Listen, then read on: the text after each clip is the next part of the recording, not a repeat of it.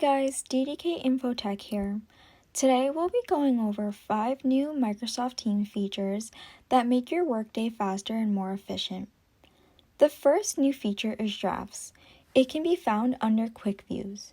Any chat or channel message you have drafted will be saved and can be found here. If you click on the 3 dots, you can either discard the message, go to the conversation, or open the chat or channel in a new window. The second feature is there are timers in meetings now. To set this up, go to the 3 dots that say More.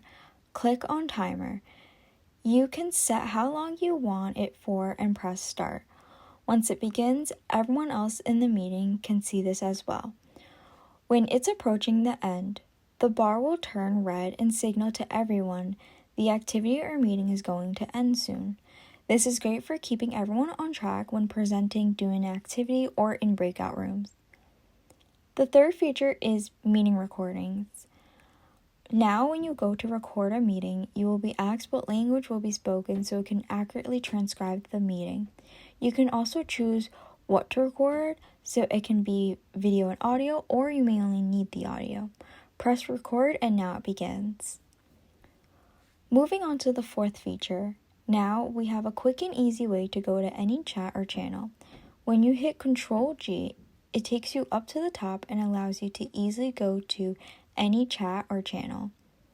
The fifth new feature is when you're typing a message and hit Shift Enter, it creates a new line. Additionally, you can set up your Teams to enter a new line when you press Enter. Click the 3 dots up top and go to Settings. Under Chat and Channels, scroll down to When writing a message, press Enter 2. Select Start a new line.